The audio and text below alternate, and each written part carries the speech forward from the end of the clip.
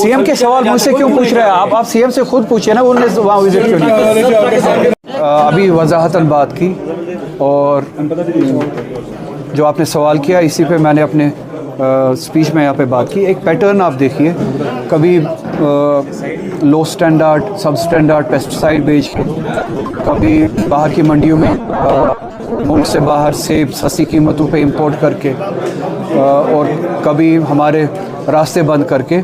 ये fruit economy, horticulture economy जो हमारी 70% से भी ज़्यादा बड़ी ये है, कंट्रीब्यूटर है जीडीपी में, उसके साथ एक लड़ाई चल रही है।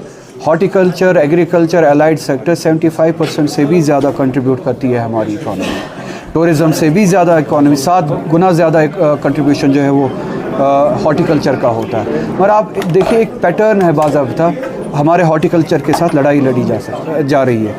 एक सवाल है कि अगर आज भी इतना हल्ला होने के बावजूद भी, जब आज श्रीनगर जम्मू हाईवे को ओपन किया गया, आज भी जम्मू से ट्रैफिक को आने की इजाज़त दी गई, मगर हमारे जो ट्रक्स हैं जो फंसी हुए हैं उनको श्रीनगर से जम्मू जाने की इजाज़त नहीं दी गई।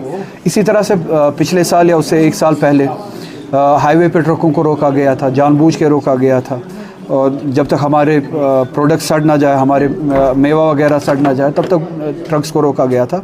एक पैटर्न नज़र आता है कि हमारी इकॉनमी के साथ लड़ाई लड़ी जाती है, तो उसी की कड़ी जो है आज भी आप देख रहे हैं। मगर यहाँ पे कल जो कोशिश की गई थी, एडमिनिस्ट्रेशन के साथ बात उठाई गई थी, एसोसिएशन ने, शबीर साहब ने जो लोकल ऑनरेबल एमएलए है, जो फ्रूट ग्रोवर्स एसोसिएशन है, इन्होंने जो कोशिश की थी, कहीं पे इन्होंने बात सुनी है और मोगर रोड के ज़रिए आज ट्रक्स को जाने की इजाज़त दी गई है शोपियां से। मुझे उम्मीद है कि इसी तरह से श्रीनगर जम्मू नेशनल हाईवे पे भी ट्रक्स को जाने की जल्द से जल्द इजाज़त दी जाए और हमारा मेवा जो है वो मंडी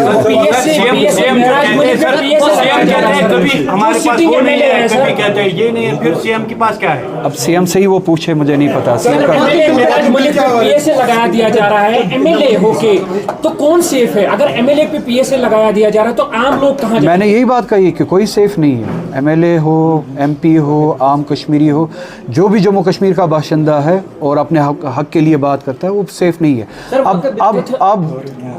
अब ये मुनहसर हम पे है कि हम क्या दूसरों की बर्बादी का तमाशा देखें, कि दूसरों के ऊपर पीएसए लग रहा है और हम तमाशा देखें, दूसरे कैद खानों में हम तमाशा देखें, और ये मुसीबत एक रोज़ हमारे सर पे भी आएगी। या हम प्रोएक्टिव होके एक दूसरे के लिए खड़े हो जाए और इस रिजीम के ख़िलाफ़ लड़े और इस पीएसए रिजीम के ख़िलाफ़ लड़े।